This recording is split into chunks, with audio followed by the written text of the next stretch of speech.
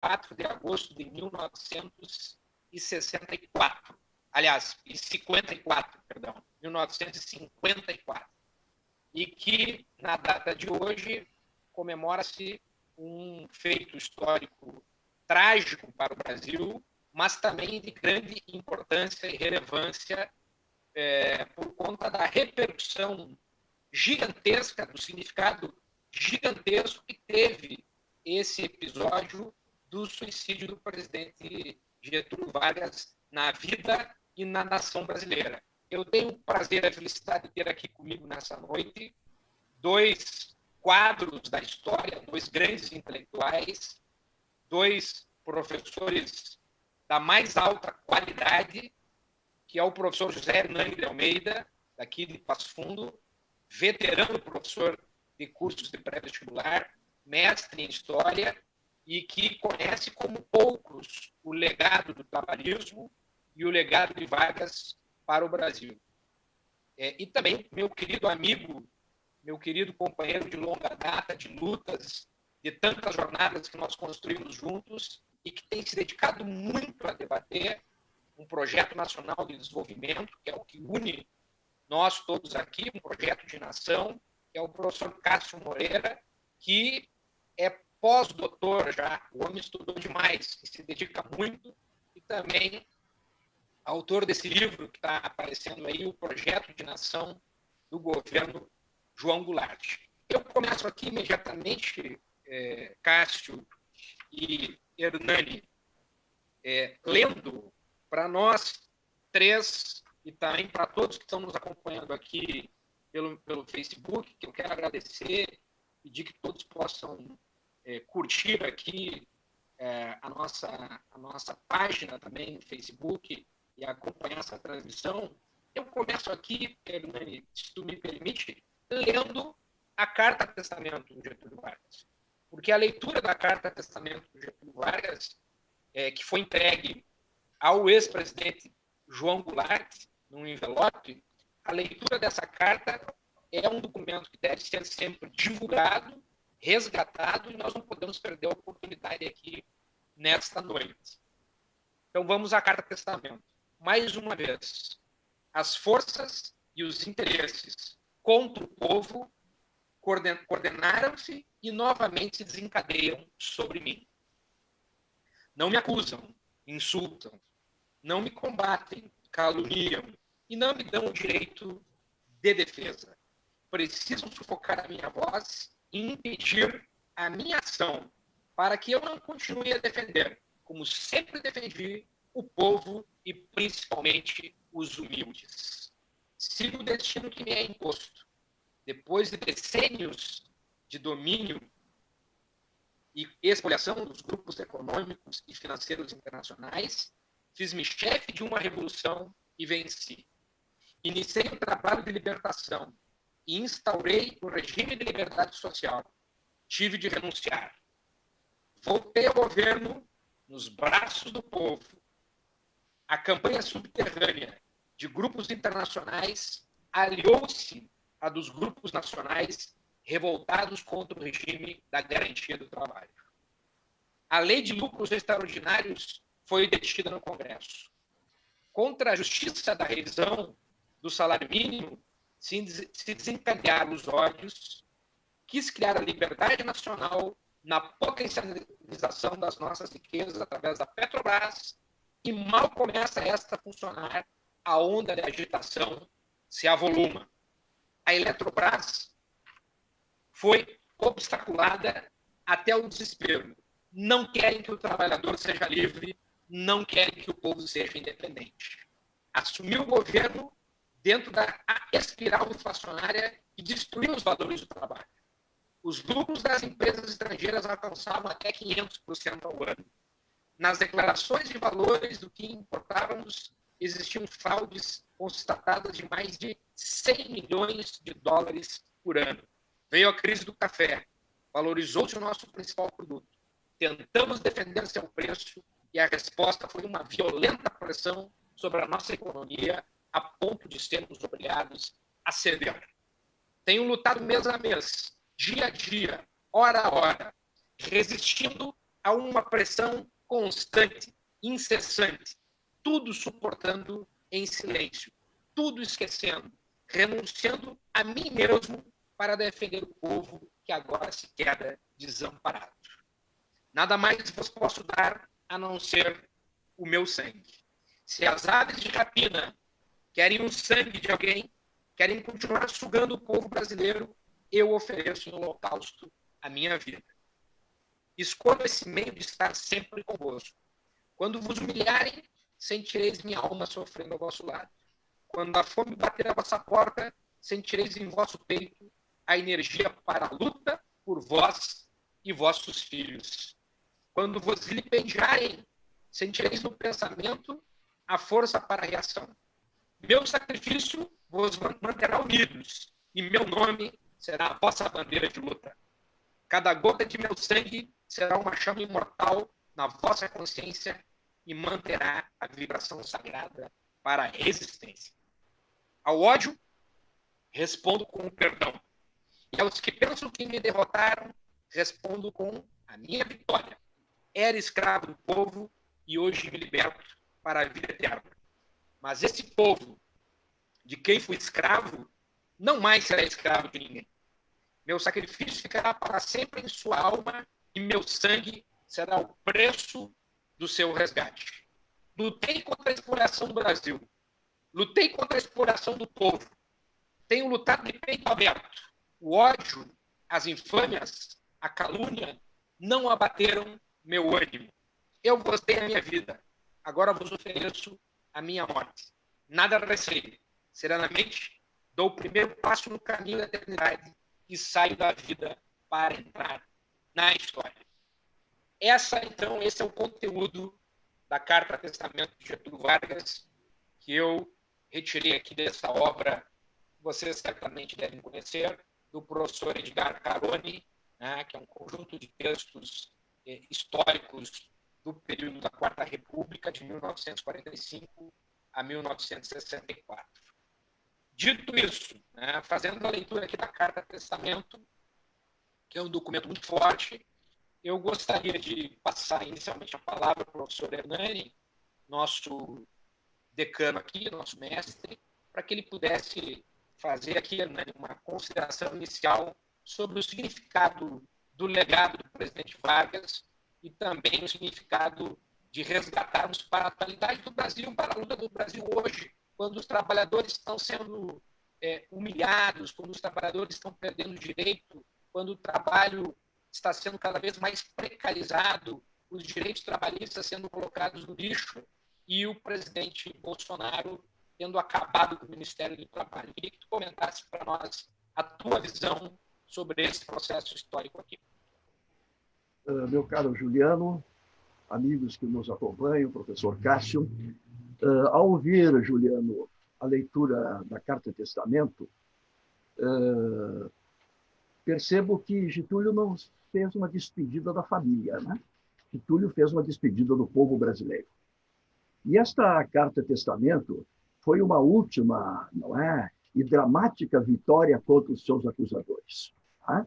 E ela foi a vitória final. E nós sabemos que Vargas, depois de morto, tornou-se ainda mais forte. Transformou-se num verdadeiro mito. Este sim é um mito. Tá? E ele deixou minuciosamente, né, explicado tudo o que estava acontecendo, numa carta irretocável e emocionante. Eu lembro, meu caro Juliano e meu caro Cássio e amigos que nos acompanham, do dia da morte de Vargas. Eu era muito jovem, tinha 7 anos, mas a gente nunca esquece quando os pais da gente choram. Meu pai era um operário, minha mãe uma dona de casa, e eu lembro bem, na nossa casa humilde, aqui na rua Eduardo Brito, ambos se colocaram diante do rádio e choravam copiosamente. Eu não entendi muito bem o que acontecia. Só depois, com o passar do tempo, fui perceber. Mas Vargas, meus caros, como ninguém, não é, despertou tanta paixão e tanto ódio. Não é?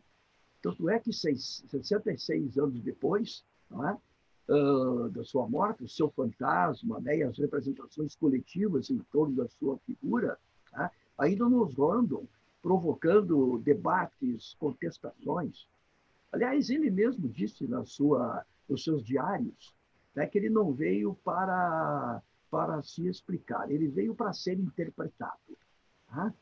E aí a questão, quem foi este extraordinário homem, este extraordinário personagem? E parece que a melhor definição sobre Vargas é personagem. E personagem de um tempo que nunca fez greve de acontecimentos. A Revolução de 30, a Revolução de 32, não é? A luta na intentona comunista, o Plano Cohen de 37, a inauguração do Estado Novo, depois a luta contra os fascistas em 38. Nunca faltaram grandes acontecimentos na trajetória deste grande personagem. Vargas foi realmente um político genial, talvez o maior que já tivemos até hoje. Aliás, se me permite, Juliano e Cássio, na minha visão, nós tivemos três grandes personagens políticos brasileiros do século XX, que são três nomes do trabalhismo: Getúlio, Jango e Brizola. Esses homens foram marcantes na história brasileira do século XX e deixaram um legado extraordinário.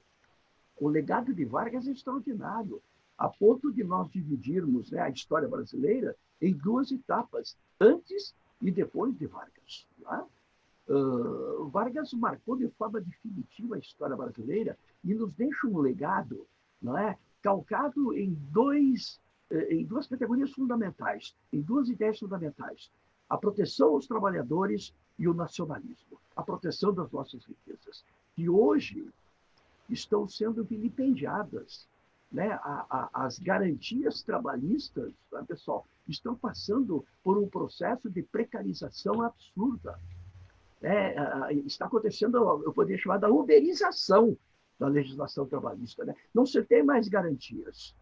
Logo, logo, meu caro Cássio, meu caro Juliano e aqueles que nos acompanham, nós não teremos mais o departamento de recursos humanos nas empresas. Tá? É tudo hoje por algoritmos. Tá? E o atual governo, né, pessoal, vem como um verdadeiro tsunami contra esses valores que Vargas defendeu e que deu a vida por esses valores. Nós temos que lembrar, quando o Juliano lia a carta, eu lembrava das provocações de Lacerda. Lacerda, na tribuna da imprensa, fez uma provocação às Forças Armadas, e os amigos devem lembrar, dizendo o seguinte: o senhor Getúlio Vargas, senador, não deve ser candidato, quando ele se candidatou a 50, né? Candidato não deve ser eleito, eleito não deve tomar posse, empossado devemos recorrer à revolução para impedi-lo de governar. Aí estava, né, o golpismo lacerdista, né, o golpismo da direita na época, que não conseguia, né, pessoal, assimilar que alguém defendesse os direitos do nosso operariado. Notadamente quando Vargas dá um aumento de 100% do salário mínimo. Né? Aliás, custou o cargo a João Goulart, ele teve que, não é, demitir o seu amigo, não é, mas confirmou o aumento salarial.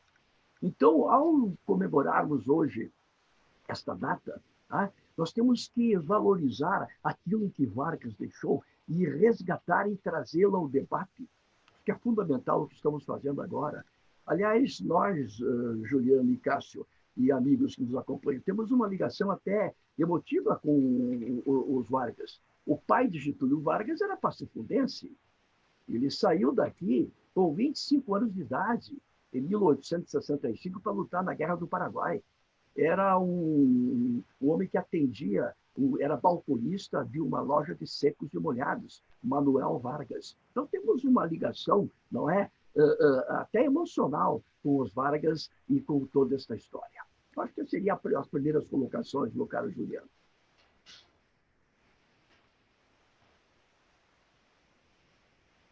Excelente, Alane, excelente o resgate que tu faz. Lembrando que o pai do Getúlio tem origem aqui em Passo Fundo, né, uma coisa que pouca gente sabe, né, que pouca gente tem conhecimento, e resgatando também essa figura emblemática que era o Vargas, que eu concordo contigo, foi o maior político da história do Brasil, foi o homem que mais ajudou o Brasil a se desenvolver e que ele foi responsável por um divisor de águas quando assumiu com a Revolução de 30, no sentido de que ele foi o primeiro projeto nacional de desenvolvimento para o Brasil.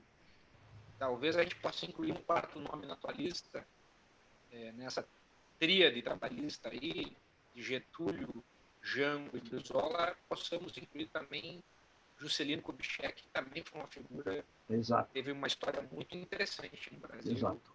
E uma outra visão, não é a mesma visão do trabalhismo, mas também tinha um projeto de desenvolvimento do país. Eu quero também resgatar, Helene, tu falou do golpismo, né?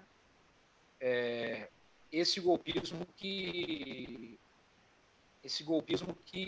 está no DNA dessa turma da direita, né?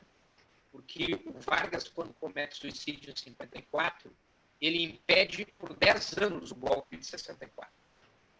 Ele segura o golpe de 64 por 10 anos. Aquilo teve um impacto tão forte que ele conseguiu segurar o golpe, inclusive já morto ele conseguiu segurar o golpe. Exatamente. Depois, Os golpistas recuaram. E depois, em 61, o Brizola consegue fazer o mesmo feito com a campanha da legalidade, que, aliás, se comemora na data de amanhã, dia 25 de agosto, que é o Dia dos Soldados. Foi o dia que o Jânio Quadros escolheu para fazer a sua renúncia, vamos assim dizer. Né? Então, é importante lembrar que esse golpismo está presente no DNA da direita e é o mesmo golpismo que derrubou a presidenta Dilma Rousseff. É o mesmo golpismo. É o mesmo modus operandi, sem exército, mas a mesma forma de dar golpes. Eu queria agora, obviamente, ouvir o professor Cássio Moreira, agradecer muito ele pela oportunidade de poder conversar com ele e saber dele como é que ele vê o legado do presidente Vargas, como é que ele vê a construção do varguismo e como é que ele vê, na atualidade, essa questão do resgate da figura do Getúlio Vargas. Em primeiro lugar, boa noite a todos que estão nos assistindo, seja pelo Facebook ou outras mídias. É uma honra estar aqui com o senhor professor José Hernani e ao meu querido amigo Juliano.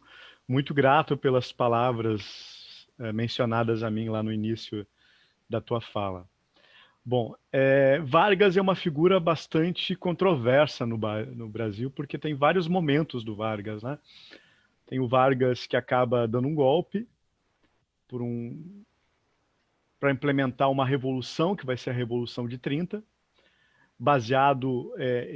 essa ascensão ao poder é baseada de não aceitar uma eleição que a gente sabia que era completamente manipulada, né? Quando na política do café com leite o eleito seria Júlio Prestes, por essas eleições completamente manchadas, manipuladas, o Vargas não aceita esse resultado e acaba ascendendo o poder.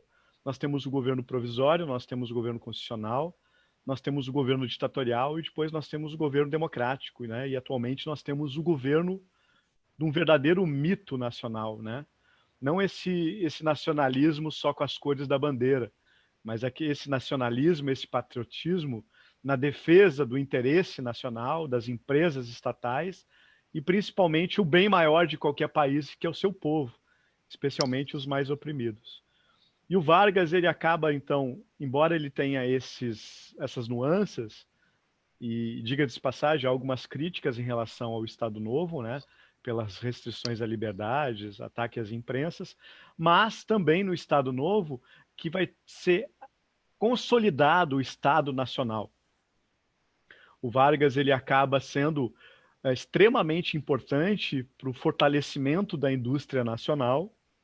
Não é que já havia indústria antes do Vargas, que vai surgir as franjas da economia cafeeira, mas vai ser a partir de Vargas, a partir de 30, que o Brasil vai ter como objeto uma política industrial, né? Industrializar o Brasil, pelo que se conheceu no processo de substituição de importações. Durante o Estado Novo também, que de certa forma são os alicerces, as bases do Estado brasileiro, até o Vargas chegou um momento que ele proibia hastear a bandeira dos estados e só a bandeira do Brasil, para solidificar, consolidar. Foi extremamente importante também a CLT, embora naquele momento a CLT foi apenas para o trabalhador da cidade e não para o campo, quem vai estender a CLT para o trabalho do campo vai ser o governo João Goulart, que de certa forma é uma continuação do governo Vargas, mas vai ser extremamente importante para o Brasil começar esse período de ter uma indústria que tem um brutal crescimento em algumas décadas, né? Que a partir do momento que o período desenvolvimentista começa a diminuir, o crescimento do Brasil começa a ser ímpio, né? Muito, muito pequeno, especialmente ao longo da política mais neoliberal. Então, Vargas é uma figura muito, muito apaixonante, né? E ele acaba, na minha opinião, como economista e ênfase na história econômica, acaba sendo o presidente mais importante da história do Brasil, porque ele vai ser responsável por um projeto nacional de desenvolvimento, que até então nós tínhamos projetos das oligarquias cafeeiras. Talvez Dom Pedro tivesse alguma coisa que lembre projeto, mas durante a política do café com leite, o Brasil não vai ter um projeto de independência econômica. E o que está marcado na Carta Testamento, que é um documento bastante importante, escrito no dia 23, né? Ou seja, o suicídio do Vargas vai ser no dia 24 de agosto de 1954, e nessa Carta Testamento ele vai meio que dar nome aos bois, né? Porque amanhã, dia 25 de agosto, é o período que o Jânio Quadros renuncia e escreve uma carta, talvez, até se inspirando no ato de escrever uma carta do Getúlio, mas essa carta do Jânio Quadros não dá nome aos bois, tanto que atribui as chamadas forças ocultas. E o Vargas, ele mostra quais são essas forças ocultas. Então, esse documento que tu leste há pouco, desse livro que está aqui na minha biblioteca, né? Ele é um dos principais documentos do Brasil, não é só do trabalhismo brasileiro, mas é um dos principais documentos e talvez junto com o discurso da Central do Brasil, do João Goulart, em 13 de março de 64, sejam os dois principais documentos do trabalhismo brasileiro, que na verdade não tinha nada de populismo no sentido de demagógico, mas sim no sentido de um projeto nacional e popular, que tentava o quê? Trazer a independência econômica do Brasil. Alguns pontos que tu mencionaste na carta, que eu acho que cabe frisar. Está aqui até, dá para enxergar, né? Ou seja, potencializar as riquezas por meio da criação da Petrobras e da Eletrobras, que o Vargas não vai conseguir, porque ele vai ter uma oposição. Todas as forças progressistas da história do Brasil sempre tiveram uma oposição muito forte do Congresso. Nosso Congresso sempre teve uma característica mais conservadora. Bom, a Eletrobras, que o Vargas não vai conseguir aprovar, quem vai aprovar vai ser o Jango. Né? Há uma valorização do salário mínimo de 100%, quando o ministro era o Jango do Trabalho. Né? E essa Carta de Testamento do Vargas, ela está cada vez mais atual, Juliano. Atual tanto no município de Passo Fundo, Porto Alegre, Rio Grande do Sul, Brasil, porque ela é o marco que defende um projeto nacional de desenvolvimento. Não adianta eu botar a camisa da seleção brasileira ou sair com a bandeira do Brasil se eu não defendo o Estado brasileiro, se eu não defendo as estatais do povo, que são as empresas estatais, as empresas do povo, que são as empresas estatais.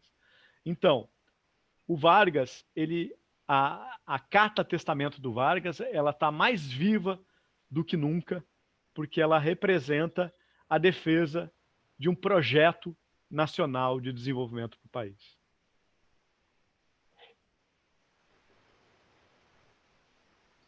Excelente, Cássio, as tuas colocações e esse resgate que tu faz da vivacidade da Carta Testamento do Vargas, que é uma carta muito forte, muito marcante, mas que ele acerta muito, ele dá nome diretamente a todos aqueles responsáveis pelo golpe que se tentou contra ele em 54, o imperialismo americano, uma parte considerável da mídia brasileira, da grande mídia brasileira, os partidos de direita, em especial a UDN, a União Democrática Nacional. Quer dizer, foi um golpe realmente orquestrado, a tentativa desse golpe, por políticos conservadores nacionais que perdiam eleições após eleições, que cada ano eleitoral tinha uma derrota nova para as forças trabalhistas em aliança com o PSD. Essa dobradinha PSD-PTB, na época, era a dobrada responsável por construir a vitória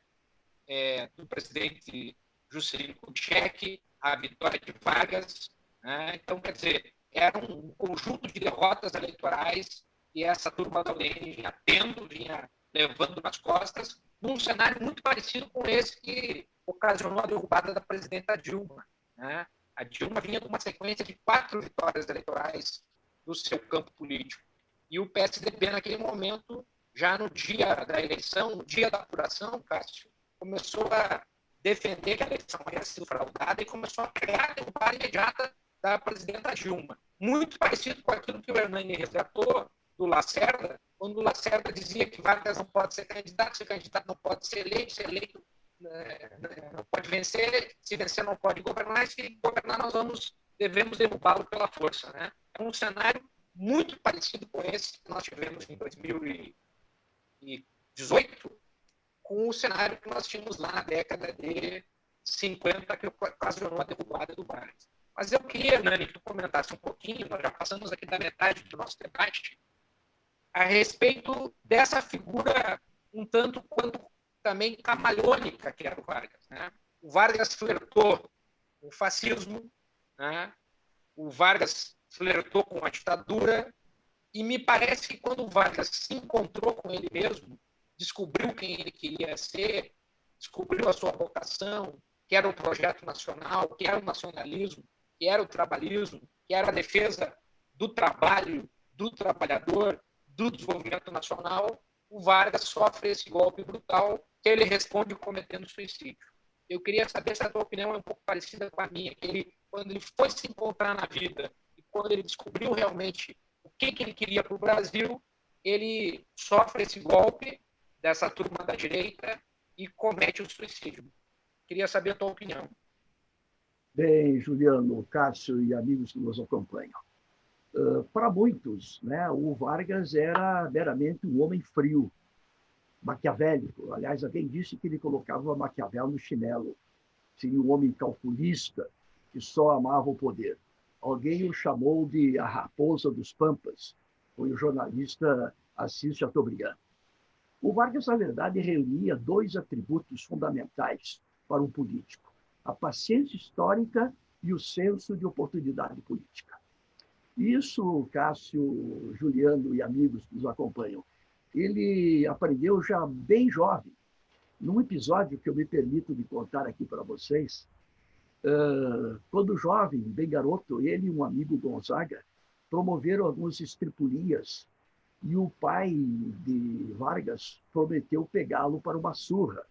Ele e o amigo Gonzaga, para não serem punidos, acabaram se refugiando no alto de um umbuzeiro.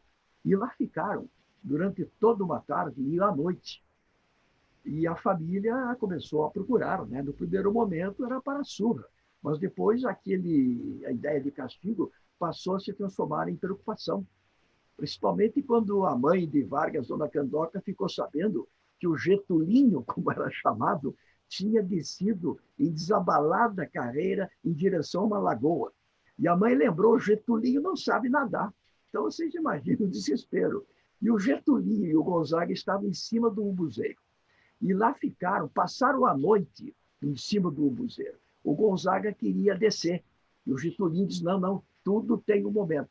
No outro dia, bem cedo, quando ele percebeu que o desespero era total, desceu do umbuzeiro. Foi recebido de braços abertos por Dona Candoca e pelo pai.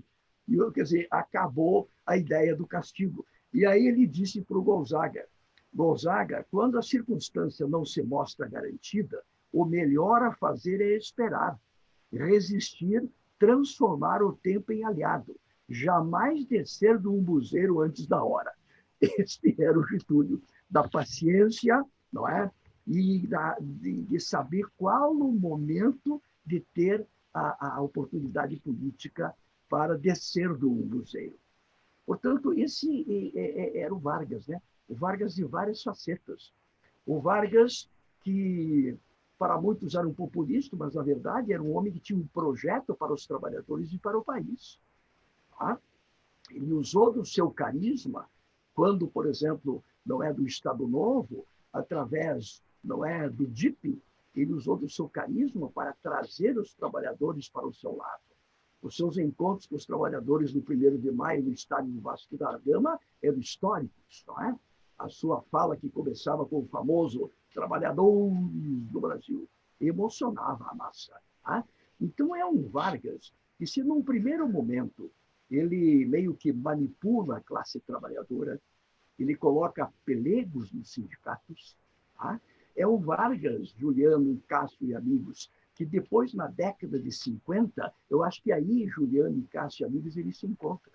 É quando ele percebe que ele precisa dar espaço aos trabalhadores. Tanto é que ele chega a dizer: eu quero os trabalhadores comigo no poder. E isso, obviamente, assustou a elite, né? Quando o Getúlio adota, digamos, um trabalhismo mais de esquerda, ele faz uma inflexão à esquerda, tá? Aí a própria burguesia, que até então lhe dava um certo apoio, porque esse Getúlio mantinha a classe trabalhadora um tanto anestesiada, é bem verdade, essa burguesia percebeu que tinha esgotado a possibilidade de aliança com o Vargas. E aí qual é o caminho? O golpe, no melhor modelo da cartilha direitista, né? Da cartilha de Lacerda. Então, me parece, Juliano, que o Vargas, o verdadeiro Vargas, nós vamos encontrar já no final da sua trajetória, né? E quando ele assume a sua verdadeira faceta de um homem comprometido com o nacionalismo econômico, o homem que criou a Petrobras, que criou a Eletrobras, né?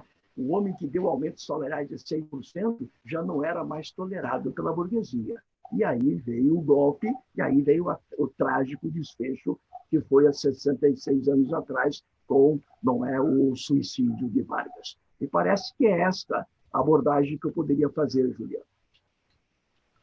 Interessante e importante destacar também, né, que em 1954 nós estávamos em plena Guerra Fria. Né? Exatamente.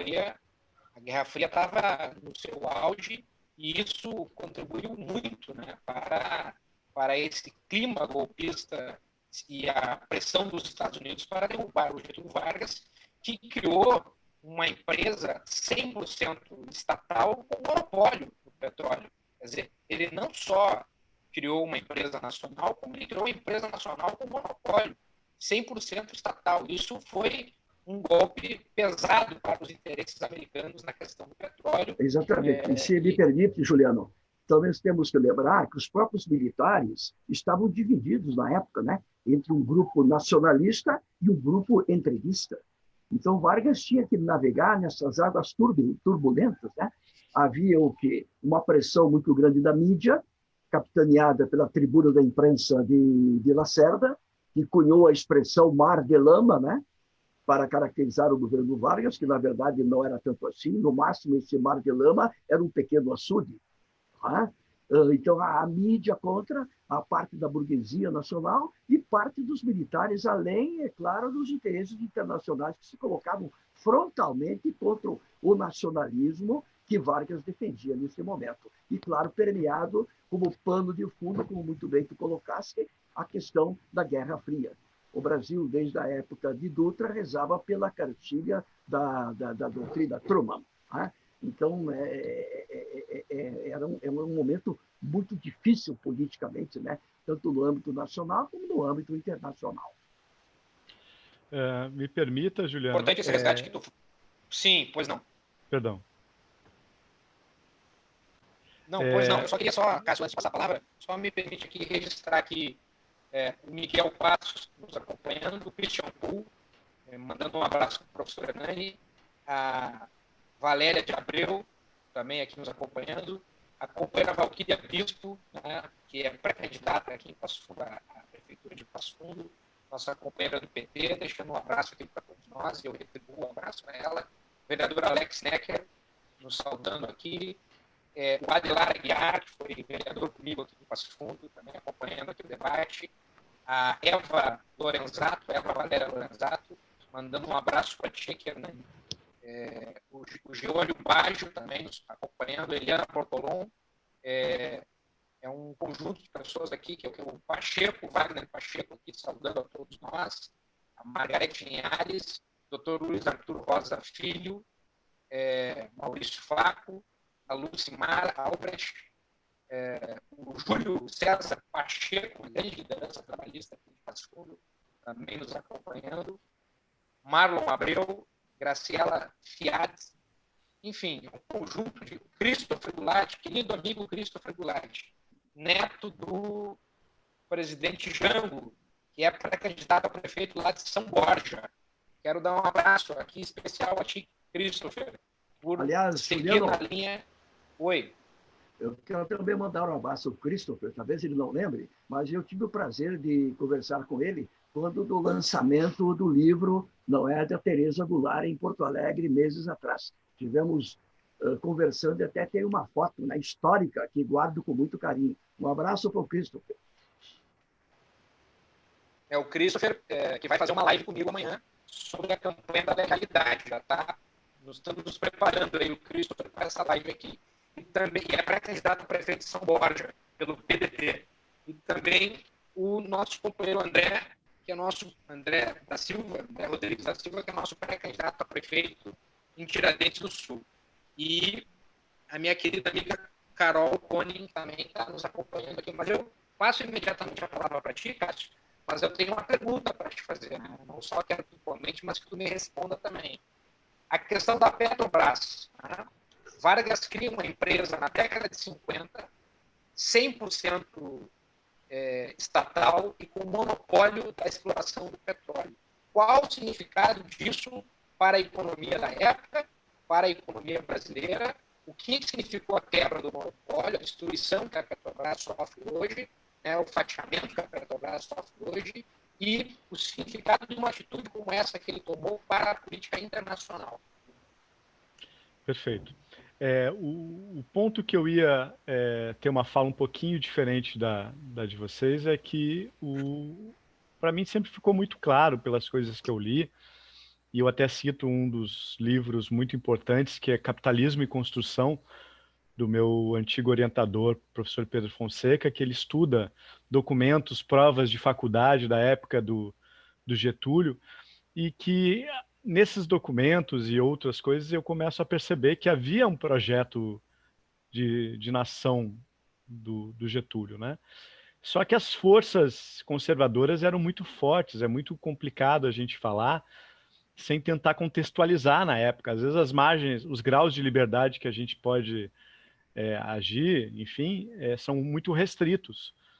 Um exemplo, o Vargas, na minha opinião, quando saiu a legislação trabalhista só para o trabalhador da cidade, a ideia do Vargas era para todo mundo. Só que na época era muito complicado ele implementar uma legislação trabalhista para todo mundo, até porque o Brasil era um Brasil muito agrário. Então, aos poucos, o Vargas era um político muito hábil, né?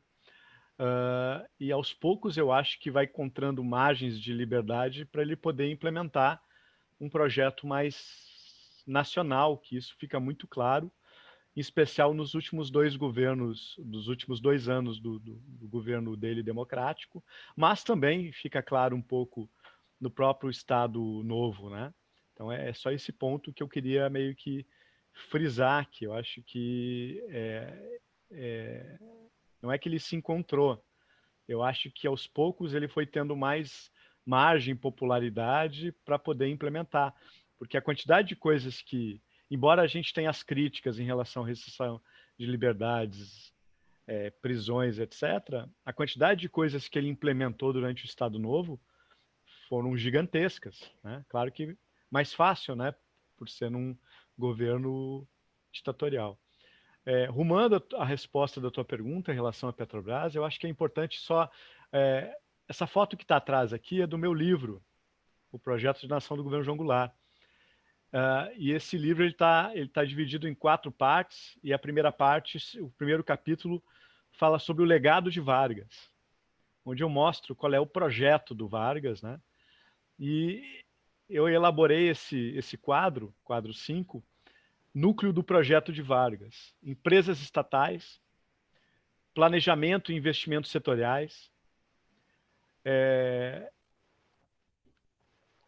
ou seja, subordinação da política econômica ao desenvolvimento econômico, controle do capital estrangeiro. O Vargas nunca foi contra o capital estrangeiro, mas ele sempre acreditou que o capital estrangeiro deveria ser regulado e direcionado para algumas áreas que não fossem estratégicas e que não tivessem lucros exorbitantes, como ele menciona na Carta Testamento, que chegaram a 500% ao ano, né?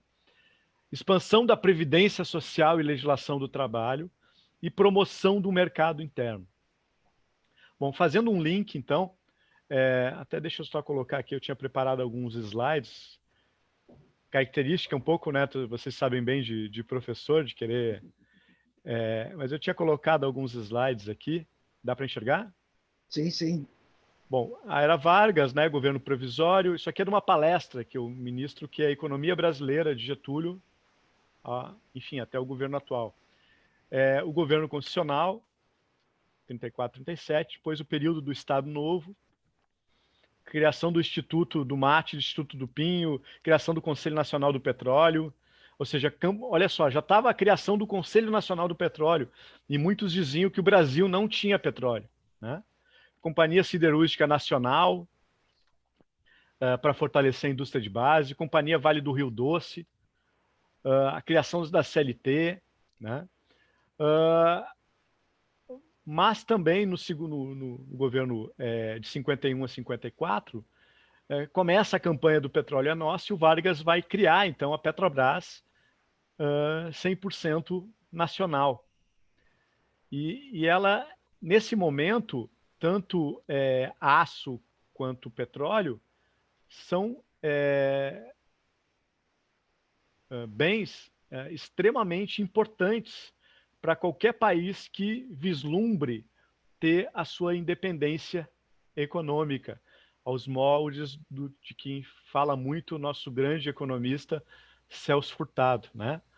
Então, os pilares do desenvolvimento nacional, tanto no chamado nacional desenvolvimentismo, que é o governo Vargas e o governo Goulart, e, de certa forma, um pouquinho o governo JK, embora seja um governo mais híbrido, né?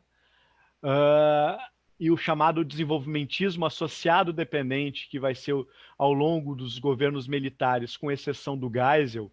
Eu tenho até artigo que foi premiado no primeiro BDR, em terceiro lugar, que sustenta que o Geisel tentou retomar o nacional desenvolvimentismo, mas sem trazer a questão do trabalhismo, dos trabalhadores. Então, se vocês forem olhar esse projeto desenvolvimentista ao longo até a década de 80, vocês vão ver que dois grandes pilares são duas coisas criadas pelo Vargas: a Petrobras e o BNDE, Banco Nacional de Desenvolvimento Econômico, que depois ganha o S de social, que estão sendo seriamente ameaçados, né? A Petrobras está sendo desmembrada e vendida fatiada, e o BNDE, enfim, que durante ao longo do governo Fernando Henrique serviu para privatizar. Mas esses são os dois pilares de qualquer projeto nacional de desenvolvimento no Brasil: a Petrobras e o BNDE. Por que a Petrobras? Porque o petróleo ainda é um dos insumos, um dos bens intermediários mais importantes em toda a matriz produtiva de qualquer país, né? E o BNDE porque é um banco de desenvolvimento que vai poder emprestar a longo prazo, com taxas de juros menores, para que outras empresas possam aumentar a sua capacidade produtiva. Então, respondendo pontualmente a tua pergunta, é por isso que a Petrobras é extremamente importante, porque por meio dela tu desenvolve toda uma cadeia produtiva que acaba meio que gerando emprego, gerando renda, gerando tecnologia, que essa é a grande discussão do século XXI, a indústria 4.0, ou seja, como transferir e gerar tecnologia. E para isso é importante ter o quê? Um orçamento da educação, um orçamento de ciência e tecnologia maior do que muitas outras áreas que talvez não sejam tão importantes dentro desse contexto de desenvolvimento como é a educação e a ciência e tecnologia. Bem, nós vamos passar agora para as considerações finais, mas eu quero registrar aqui uma mensagem que me transmite aqui o Carlitos Rodrigues, que foi meu aluno, e que está lembrando aqui das minhas aulas, dizendo que eu tinha uma capacidade de dar aula no improviso aqui, e que só do aluno falar onde é que tinha parado a matéria, eu dava sequência. Então, é a nossa vida, né, Hernani Cássio? Nossa vida é a educação, a aula, a gente gosta demais disso, está no nosso coração. Então, obrigado, Carlitos, por essa lembrança. Eu fico muito feliz de receber a tua mensagem aqui. Quero mandar um abraço para a Maria Luísa, que está nos acompanhando também aqui, querida companheira Mari, enfim, a todos vocês. Quero convidar todos para amanhã, às 18 horas, quando eu farei uma live com o Christopher Goulart, neto do presidente Jango, sobre a campanha da legalidade. E quero também deixar um convite para sábado. Eu vou fazer uma live com o governador Tarso Genro, às 18 horas, sobre o programa Territórios da Paz. Nós queremos estudar muito esse programa, que é a solução para a questão da violência, a partir de um trabalho de prevenção à violência com a educação, com a cultura, com o esporte, com o ambiente. Então, todos convidados aqui para amanhã às 18 horas, com o Christopher. E sábado, eu e a Valquíria estaremos conversando com o governador Tarso Genro sobre a conjuntura nacional e esse projeto da segurança, a experiência dele como governador, ministro da Justiça que criou o Pronace. Eu queria ouvir vocês agora, as palavras finais, se pudessem ser sucintos, né, para o encerramento, Cássio e Hernani, sobre essa questão do papel do Estado na economia. Nós estamos no meio de uma pandemia mundial que tem afetado todos os países e nós temos visto que países liberais da Europa têm lançado mão, têm utilizado mais o Estado para superar a pandemia.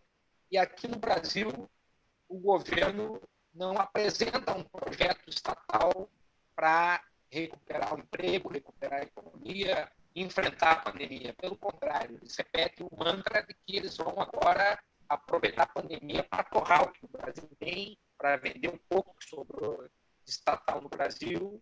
E é uma elite, vamos dizer assim, limitada, cega, que não enxerga que o Estado pode ter um papel importante para puxar o desenvolvimento. Então, eu queria ouvir as considerações finais de vocês dois, começando pelo Hernani e encerrando pelo Cássio, sobre esse ponto que eu trago aqui do papel do Estado. Bom, Juliano, Cássio e amigos que nos acompanham. Diante da pandemia, nós estamos verificando que o papel do Estado é fundamental.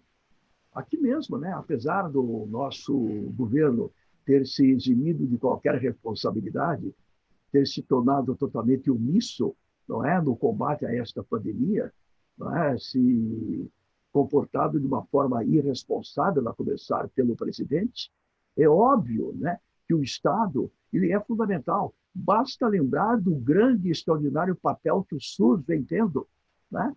Tem sido de extraordinária eficácia no combate a essa pandemia.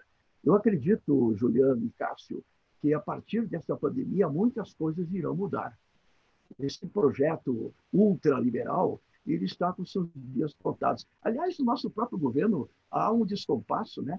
O ministro da Economia defende o ultraliberalismo, enquanto o presidente, preocupado em reeleição, já está defendendo gastos públicos. Parece que está adotando uma espécie de política desenvolvimentista, né? Os paradoxos do atual governo. Tá? Então, me parece que o Estado, tá? O Estado voltará a ter aquele papel que ele nunca poderia deixar de exercer, notadamente num país tão carente como o nosso. Num país, né, pessoal, onde hoje as relações trabalhistas passam por uma total desumanização. Tá? O papel do Estado voltará a ser fundamental. Até porque nós estamos percebendo, né? Aqueles que defendem o liberalismo estão correndo para os braços do Estado para pedir ajuda. Tá? Então, é um capitalismo que não aguenta 5 meses de crise.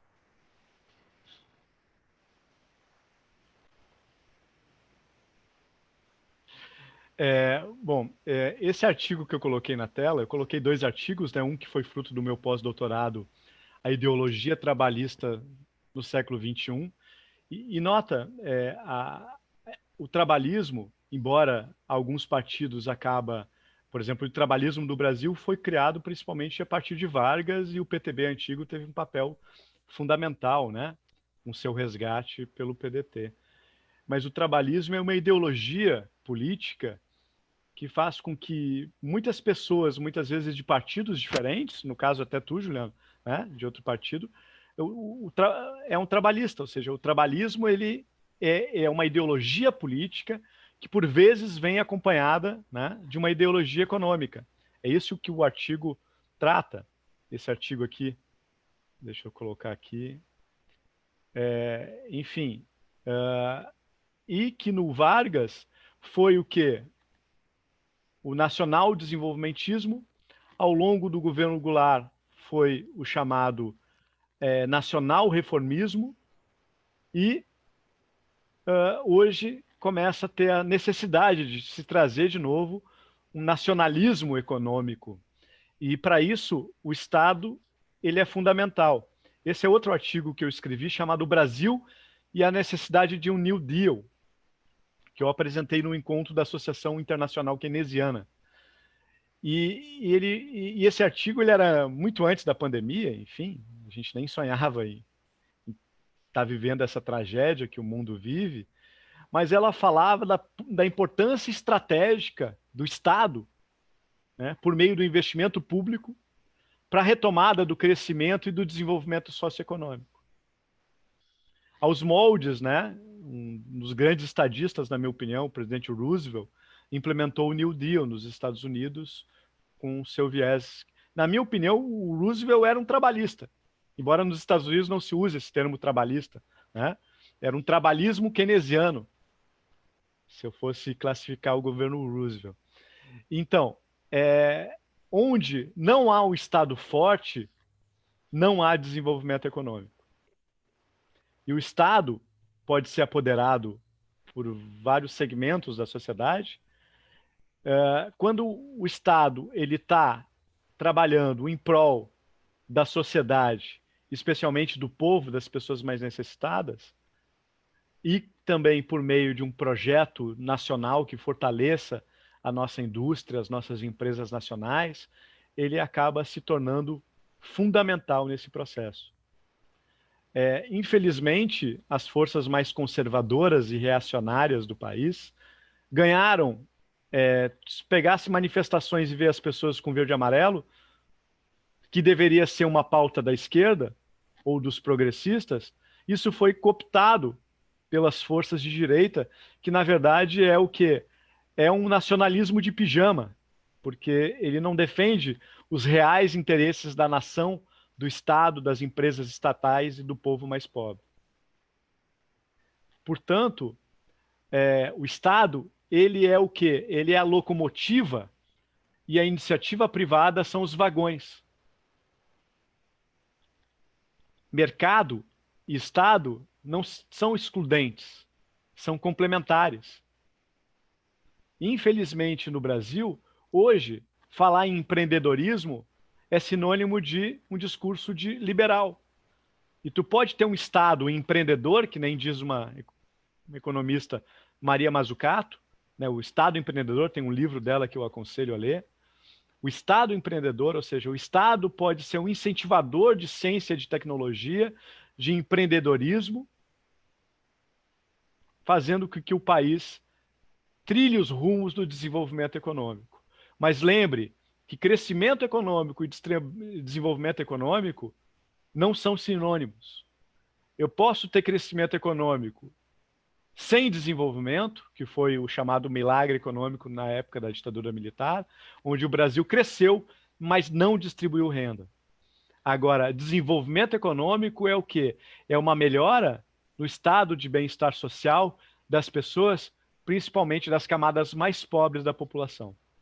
Portanto, no nosso noticiário, a gente costuma ouvir muito falar em crescimento, crescimento, crescimento. Nós, progressistas, não queremos crescimento apenas. Nós queremos desenvolvimento. que significa o quê? Fortalecimento do Estado Nacional, fortalecimento e melhora de vida da população, em especial as camadas mais pobres. Excelente, Cássio. Excelente a tua colocação. Acho que tu pontuou bem o significado do papel do Estado na modernidade. E nenhuma nação venceu, se desenvolveu, superou os obstáculos sem o Estado ter papel fundamental. Nenhuma. Na Europa, em lugar nenhum. Aqui não pode, muito menos aqui, na América, que passou por todo um processo de exploração colonial. Então, nós precisamos do Estado com um projeto nacional. E lembrou muito bem, quer dizer, esse governo que usa, essa turma que usa a bandeira do Brasil, é a turma que bate continência para a bandeira dos Estados Unidos e vai lá comemorar o 4 de julho, lá na Embaixada Americana. Essa é uma turma entreguista, essa é a turma mais entreguista que tem. Então, na data de hoje, nós estamos aqui resgatando o papel de Vargas, o papel do trabalhismo, e o Cássio lembrou bem que essas bandeiras são suprapartidárias, né? Eu venho de uma família trabalhista, meu primeiro voto foi no Brizola, mas eu entendo que o PCdoB hoje representa o melhor projeto para a nação e tem um projeto nacional de desenvolvimento. Assim como tem gente muito boa no PT, no PSB, no PDT, no PSOL, na Unidade Popular pelo Socialismo, na Rede, em várias organizações políticas, até no próprio PMDB e no PSDB, nós encontramos nacionalistas e trabalhistas espalhados por aí. Nós precisamos juntar essa turma toda para construir um grande projeto nacional para o Brasil e superar esse governo atrasado, que é o governo Bolsonaro, que é o governo das fake news. Mas eu quero agradecer vocês, todos que nos acompanharam, em nome do Me permita só uma parte, Juliano. Sim. Bem rapidinho. É tão importante que é o projeto nacional, até o próprio Ciro Gomes, né, do PDT, lançou um livro com esse título, ou seja, Projeto Nacional Dever da Esperança. Então, é o assunto que vai estar pautado nas próximas eleições. Quem tem realmente um projeto nacional de desenvolvimento do país? Correto. É lamentável que o Ciro é um grande brasileiro, um grande amigo nosso, um amigo do PCdoB. Lamentável que pessoas do PDT, infelizmente, ainda defendem o Bolsonaro, né? E tem posições extremamente direitistas. Mas eu tenho certeza que a maioria do PDT vai saber construir um projeto unindo todo o nosso campo, todos nós, socialistas, trabalhistas, nacionalistas, para que a gente possa superar. Se nós não nos unirmos, o Brasil não vai ter solução, Cássio. Nós vamos ver essa turma entrevista continuar governando o país, né? Eu acho que a entrada do Ciro ajudou muito, viu? Nesse sentido de fortalecer o PDT nesse resgate histórico do verdadeiro trabalhismo, né? Estamos juntos no caminho para um país mais desenvolvido. Correto, o Ciro tem ajudado nisso. Mas eu quero dar um abraço aqui para o Gil Bernardi, aqui, para a Malu e também para o querido amigo Vicente Fiorentini, que está nos acompanhando. Um abraço a vocês dois, né, que expuseram a coisa mais importante que nós temos, que é o nosso tempo e o conhecimento que vocês têm, para que a gente pudesse trazer um pouco de luz para esse resgate do Vargas, do nacionalismo, do trabalhismo, da nação, do papel do Estado no Projeto Nacional de Desenvolvimento. E amanhã tem mais, às 18 horas, nós vamos debater o que é que foi a campanha da legalidade, o que é que foi esse golpe que o presidente João Goulart sofreu e que o Brizola liderou aqui essa campanha para restabelecer a Constituição. E teremos aqui o neto do presidente Jango, querido amigo, companheiro Christopher Goulart. Um abraço, Cássio, um abraço, Hernani, um abraço a todos que nos acompanharam aqui. Muito obrigado, viu? Foi um prazer.